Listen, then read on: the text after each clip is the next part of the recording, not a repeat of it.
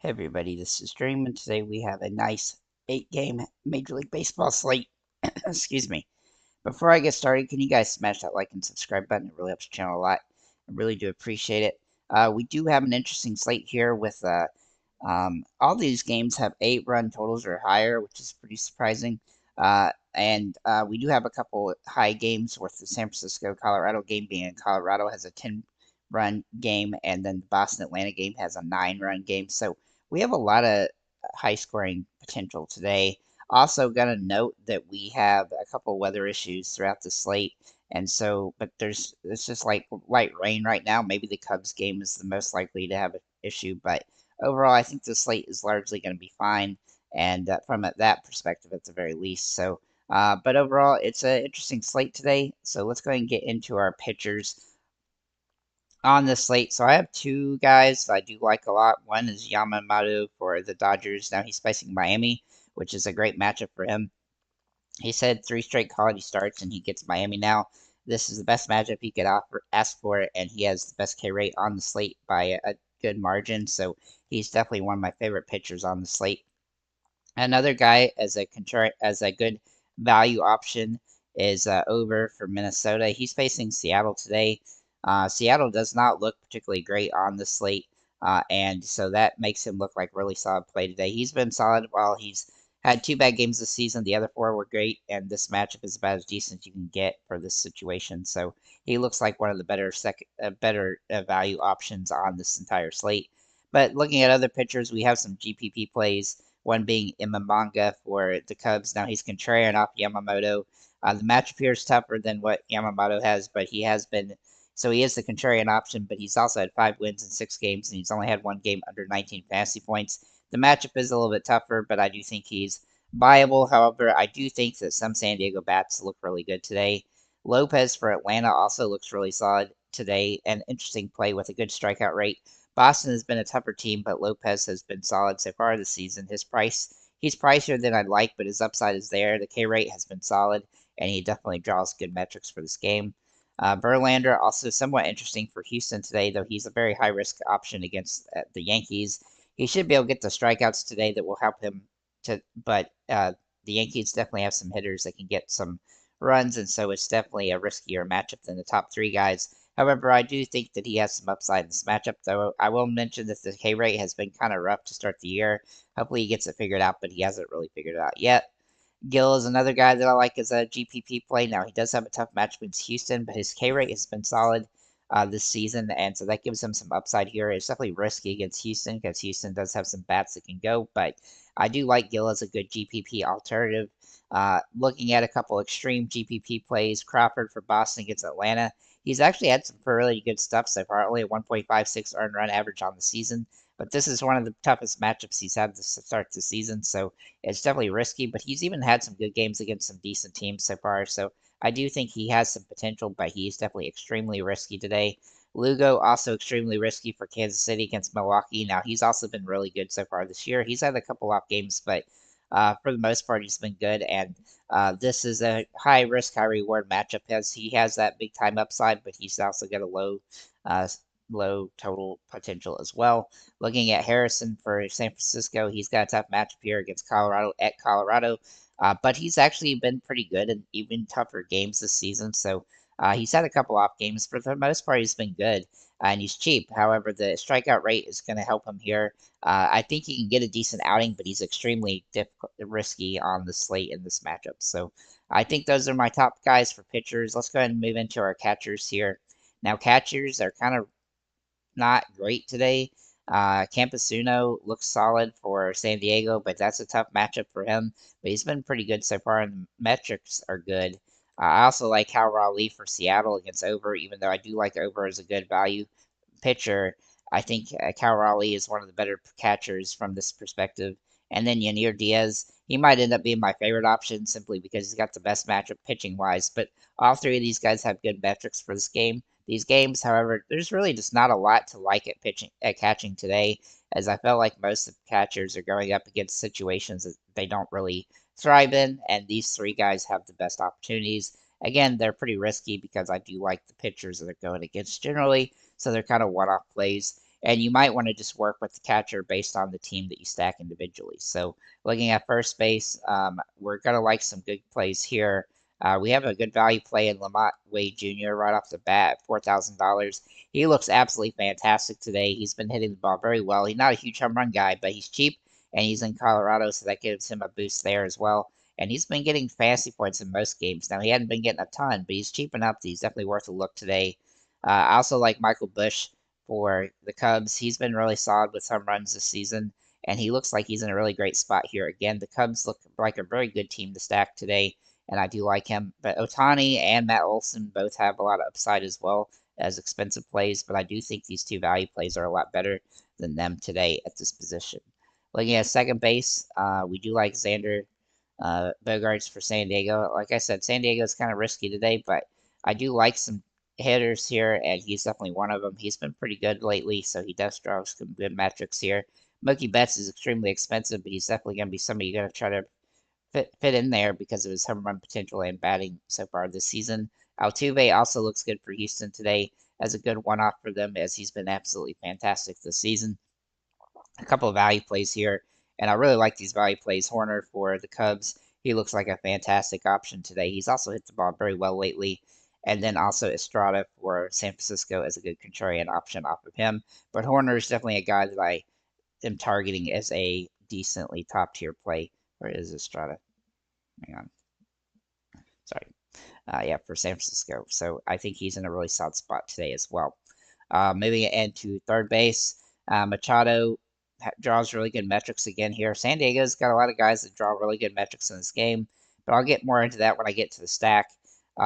But I also like Chris Morel here for Chicago Cubs, and he's another guy that I think is a core play as he's hit a lot of home runs already this season. He's got a lot of home run upside here. He's been absolutely fantastic lately.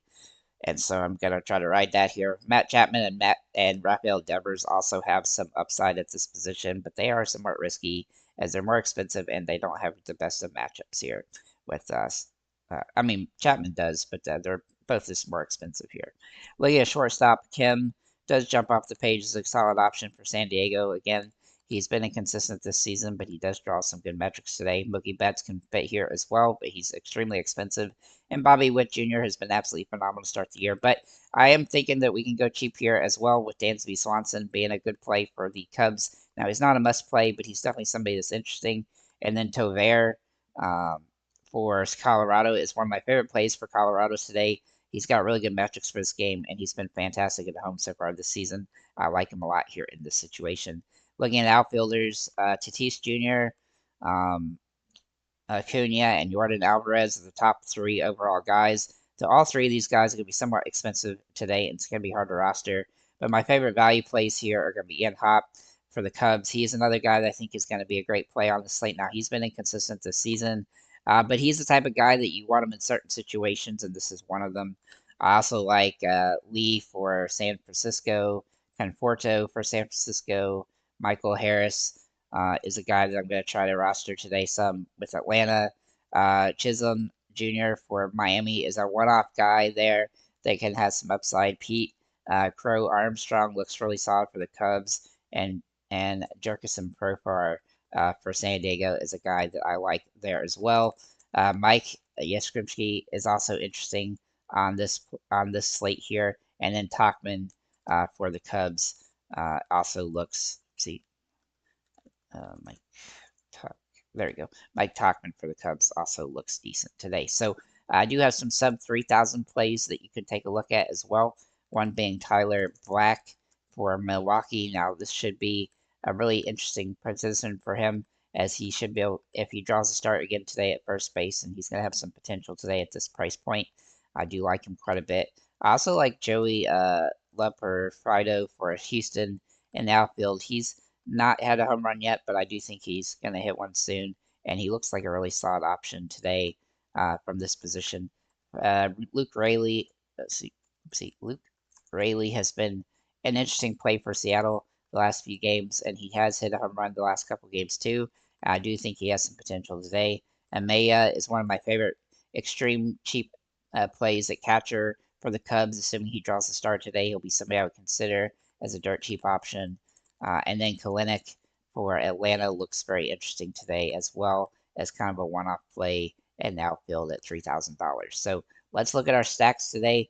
And I'm going to go a little bit more in depth today about how to utilize these. So basically, what I like to do is make lineups with with some of my favorite stacks that I like, and then to mix up the different players that I mix around them and pitchers. So today, obviously, I'm probably going to make 7 different team stacks, and then have, or maybe 5, and then have a couple other random ones, and then have some variance around these stacks. And the way that you're going to want to do that is, so for instance, let's say we're going to go for a San Francisco stack, which is nice and cheap today. So the lefties also get a boost here. So we're going to like Lee, Wade Jr., Conforto, and Yaz, and then either Sabala or Estrada. Now I probably got to go with Sabala and some, and Estrada and some, and then you got to mix around the guys that that I've mentioned earlier at different positions and your pitchers to kind of fit. I definitely prioritize putting the stack in first, then figuring out the pitchers, and then mixing in the rest. And that seems like a pretty good strategy to making really solid lineups. And I've managed to cash pretty much every day lately with at least about half of my stackable lineups, and that really does give us some potential to get some wins. We've been very close in a couple of days as well, especially yesterday where we came super close to pulling down a GPP. So I think we do have that capability if we do this the right way. And just a way to do that is to, pick your stacks and then try to fit the guys around it. They gotta give you upside and pitching that you like. Looking at the Dodgers stack, this is very expensive, so we like Mookie Betts today. And then pick one of Otani or Freeman, and then go with Toscar, Pages, and Outman. That's the best opportunity here. For Atlanta, this stack is super expensive, but I've managed to find a way to kind of alleviate it. With Acuna and Harris being your top guys, then pick one of Olsen and Riley, and then pick 2 of Albies, Ozuna, and Kalenic. I think that you probably need to use Kalenic and then one of Albies or Ozuna, but you could fit in Albies and Ozuna today as well, because even that's an extremely expensive stack, but it's definitely a doable one. For the Cubs today, Hop, Morel, Bush, and Horner, and then either Crow, Tom, Armstrong, and Tachman, and then Maya or Swanson. I think that there's a lot of different ways you can do this. In fact, the way I meant to look at this is that you're going to have to pick one of these final 4 guys. I do like Crow, Armstrong, and Tachman, and Amaya a lot, and Swanson's a decent play as well. So I think that this is a pretty solid stack though overall, and it's relatively cheap, especially from the top 4. Then looking at Colorado, Tovar is really good today. He's a great one-off play too, but Goodman, Rogers, Bouchard, and Montero draw the best opportunity for that team. For Kansas City, Witt Jr., Pasquinto, MJ Melendez, Garcia, and Massey, Perez, and Velasquez all have upside today. But you could skip Witt Jr. and Garcia here for the back 2 to be cheaper with Perez and Velasquez, as there's really not that much drop off between any of these guys today on the stack.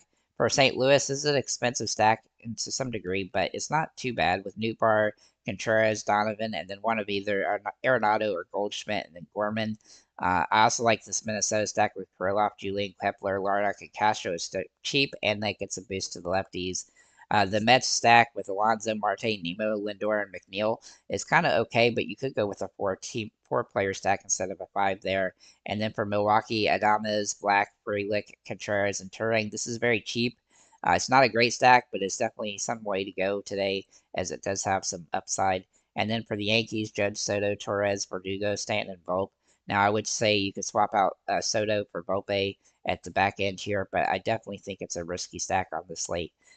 Looking at the bottom 5 stacks, these are stacks that probably avoid for the most part, but you can pull some one-off guys from these teams, or you could also stack them up and try to go for Hail Mary throws. With Houston, it's very expensive with Alvarez, Altuve, Bregman, Diaz, and left Perfito, but the back end of the stack helps a little bit. For Boston, Devers is a good one-off play, but so is Duran. I do like the value here with Abreu, Grissom, and Wong as an interesting one-off stack. For San Diego, Tatis Jr., Machado, Bogarts, Kim, and Campusino all look good today. I think it's a better stack than what the metrics really suggest, and so I do think it's a viable one today. Looking at Seattle, Raleigh, Polanco, Rayleigh, Rojas, and more, I do think this is a team to pull like 1 or 2 guys from. But you could do a 4-player stack with Raleigh, Polanco, Rayleigh, and Rojas.